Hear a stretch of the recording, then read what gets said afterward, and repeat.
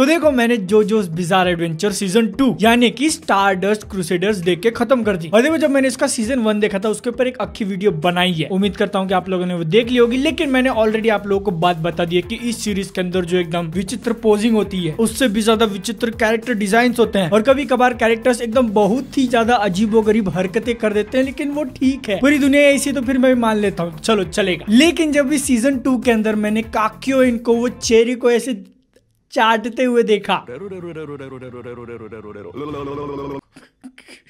भाई, that was like a new level for me. उस scene को देखने के बाद मैंने आसपास चेक किया कि कहीं किसी ने मुझे देखा तो नहीं, क्योंकि अगर घर वाले देख लेते तो नाराज हो जाते और गर्लफ्रेंड देख लेती तो डिसअपॉइंटेड।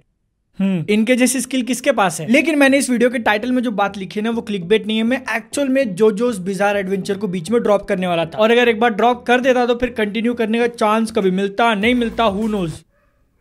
कुत्ता भौंक रहा है, कहीं वो स्टैंड यूजर तो नहीं है। अब देखो मैं जोजोस बिज़ार एडवेंचर को बीच में छोड़ने क्यों वाला था, उसके पीछे मेरे रीजंस हैं जो कि मैं ऑब्वियसली वीडियो के अंदर आगे चल के बताने वाला हूँ। लेकिन उससे पहले एक जो मेरी गलती थी मैंने ठीक कर दी। शुरू में मैं इसको इंग्लिश में देख रहा था, भड़क मत जाना, चिल चिल। और जिस टाइम पे मेरे को लगा कि यार अब ये मेरे से नहीं होगा, दूसरी और भी इंपॉर्टेंट चीजें पेंडिंग पड़ी है वो देख लेता हूँ, उस टाइम पे मेरे को लगा चलो एक बार जापानीज ट्राई कर लेते हैं। और सीरियसली अगर मैंने इसको जापानीज में देखना नहीं शुरू किया होता ना तो फिर मैं ये सीजन खत्म भी नहीं कर पाता। लेकिन थैंक गॉड मैंने जापानीज में स्विच किया, क्योंकि अगर नहीं करता तो फिर यार दसे और जोसेफ का बात पे ओ माय गॉड नहीं सुनने मिलता। सही बोल रहा हूँ, सही कर रहा हूँ मैं। अब देखो ये जो लैंग्वेज वाला इशू था वो तो ठीक हो गया, लेकिन उसके बाद भी सीरीज के अंदर मुझे बहुत सारे प्रॉब्लम्स नजर आए। जैसे कि इसके अंदर कुछ 48 एपिसोड्स थे और वो इतने ज्यादा प्रेडिक्टेबल, मतलब इतने ज्यादा प्रेडिक्टेबल कि भाई मजा ही नहीं आ रहा था। अपने को स्टार्टिंग में ही बता दिया जाता है कि इस स्टोरी के अंदर जो हीरोज हैं उनको इजिप्ट जाना है, वहां जाने के लिए उनके पास 50 दिन है, ठीक है। वो लोग जब अपनी जर्नी स्टार्ट करते हैं तो फिर उस टाइम पे उनके सामने प्रॉब्लम आता है, 2 ही एपिसोड में उसका सोल्यूशन निकल जाता है, ठीक है। गैंग जो है अगली कंट्री में जाती है, वहां पे फिर से उनके सामने एक नया विलन, उस विलन को बैंग करने के बाद आगे बढ़ो। शुरू के 1-2 टाइम तक तो ठीक था, लेकिन यही चीज जब बार बार हर बार रिपीट होने लगी तो मैंने लिटरली एक पॉइंट तक ऐसा भी सोच लिया था कि यार ये सब स्किप ही कर देता हूँ, सीधा लास्ट के 3-4 एपिसोड देख लेता हूँ जब डीओ एक्चुअल सामने आएगा। और अब क्योंकि मैंने सीजन 2 पूरा देख के खत्म किया, एक भी एपिसोड स्किप नहीं किया है, तो मैं खुद बोल रहा हूँ कि अगर मैंने वैसा किया होता स्किप मार के तो भी मैं कुछ बहुत ज्यादा मिस नहीं करता। हाँ 1-2 छोटी मोटी चीजें यहाँ वहां, लेकिन उसके लिए इतना सारा टाइम, क्या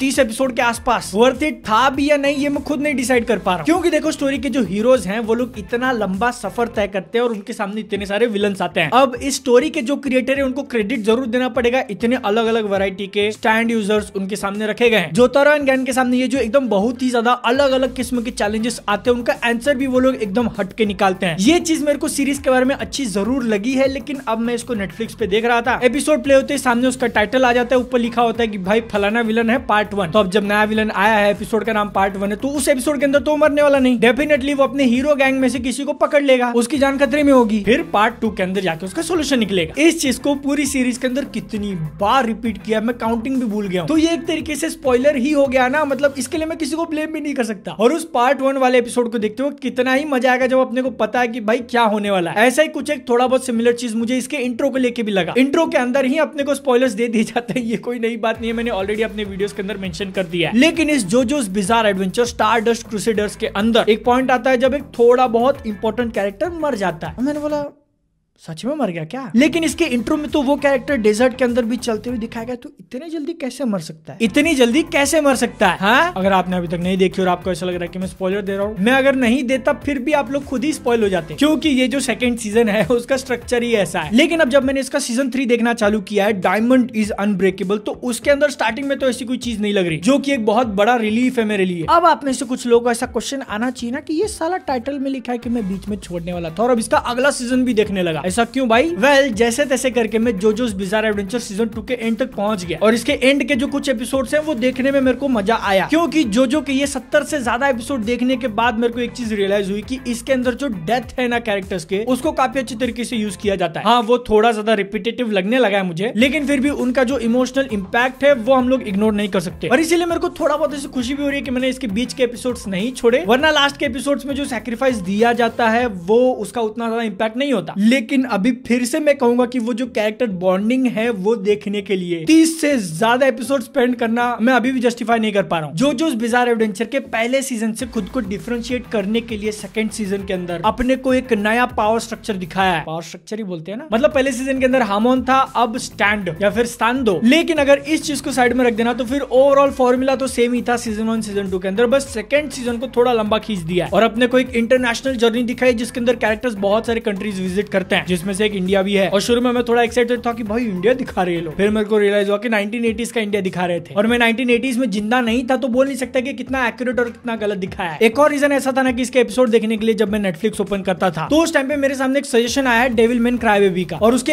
आर्ट्स देख के मेरे को बहुत ज्यादा इंटरेस्ट आ रहा है, मेरे को मन कर रहा है कि वो देख लूं। इसलिए एक्चुअल में जोजो को बीच में छोड़ने का सोच रहा था मैं। ये सारी बातें बोलने के बाद एक और चीज है जो कि मैंने स्पेशली शोनेन एनीमे के अंदर नोटिस की है। जब भी कोई एक नया आर्क नया सीजन चालू होता है ना तो फिर पिछले सीजन पिछले आर्क का जो मेन कैरेक्टर होता है उसकी इंपॉर्टेंस ही नहीं रहती। एक बार अगर नया हीरो नया मेन कैरेक्टर आ गया ना तो फिर पिछले वाले हीरो का जो पावर डाउन करते हैं वो लोग। ओके, मैं ये चीज क्यों बोल रहा हूँ क्योंकि अब तक का जो मेरा फेवरेट जोजो है ना, जोसेफ जोस्टार, उसको इस सीजन के एक मेजॉरिटी पार्ट तक तो कॉमेडिक फूल बना के रख दिया। फ्लावर पहला सीजन का जो पार्ट 2 था उसके अंदर क्या दिमाग लगाता था वो। हाँ, उस टाइम पे भी बहुत ज्यादा गोफी था लेकिन बात बात पे माय गॉड नहीं चिल्लाता था, बुरा लगा मेरे को बहुत। जोतारो क्या है उसकी वैल्यू ही नहीं रही है। लेकिन फिर भी देखो इतनी नेगेटिव बातें बोलने के बाद भी मैंने इसके सारे एपिसोड्स देखे 48। बीच में ऐसा लग रहा था कि छोड़ दूं लेकिन छोड़ा नहीं, एंड में मजा आया। और अब क्योंकि इसका टाइटल ये कि जोजोस बिज़ार एडवेंचर, तो अपने को एक एडवेंचर वाली स्टोरी दिखाई है जिसके अंदर साइड मिशंस बहुत ज्यादा है। क्या उन एडवेंचर्स को कम किया जा सकता था? हाँ। क्या इस सीजन 2 की जो पेसिंग है उसको बेटर किया जा सकता था? डेफिनेटली। क्या ये अब तक का बेस्ट जोजो सीजन है? नहीं। लेकिन फिर भी एक फैक्ट को इग्नोर नहीं किया जा सकता कि भले मैंने बीच में इसको ड्रॉप करने का मन बना लिया था लेकिन फिर भी इसको एंड तक देख के खत्म किया है, तो मतलब सीजन के अंदर कुछ थोड़ा बहुत तो अच्छा होगा। और वो था यूजुअल जोजो स्टफ, ऐसा खड़ रहना, हीरो वर्सेस विलन, जिसके अंदर एंड में कौन जीतेगा मुझे बताने की जरूरत नहीं। पूरी दुनिया को एक बहुत ही डिफरेंट वाला लुक, बात बात पे पूरे सीन का यू चेंज कर देना, एक ओके वाला ओपनिंग सॉन्ग। पहले सीजन के अंदर जो 2 सॉन्ग्स थे वो मेरे फेवरेट है, ये थर्ड वाला ठीक है। और इसी के अंदर अपने को फोर्थ ओपनिंग भी दिखाई जाती है जो कि और नीचे है। ओपनिंग सॉन्ग्स की क्वालिटी गिरते क्यों जा रही है मेरे को नहीं समझ में आ रहा। लेकिन फिर भी अब क्योंकि मैं ये जर्नी आगे कंटिन्यू कर रहा हूँ इतना सारा सफर करने के बाद, तो ऐसा उम्मीद करके चलता हूँ कि आगे चल के स्टोरी थोड़ी डिफरेंट थोड़ी और अच्छी होगी। वरना अगर यही हाल रहा तो फिर भाई मैंने कितना सारा टाइम वेस्ट किया रहेगा, बुरा लगेगा यार। क्योंकि इससे अच्छा जाके मैं बोरुटो ना देख लूं। ओके, आप शायद जो फैंस ट्रिगर हो जाएंगे। अगर ट्रिगर हो चुके और तुमको लगता है कि आगे चल के सीरीज अच्छी होगी और तब ये बादल अपने जबान बदल देगा, अच्छी हुई तो फिर जरूर बदलूंगा और उसके ऊपर वीडियो भी बनाऊंगा। वो देखने के लिए चैनल को सब्सक्राइब कर देना। 1 लाख होगा सिलो लोडा रहेगा, इधर पीछे, इधर नहीं उधर पीछे लगाऊंगा। मेरे से अगर पर्सनली कनेक्ट करना है तो फिर मैं मिल जाएगा इंस्टाग्राम पे। वरना अगली वीडियो में तब तक ले जय हिंद,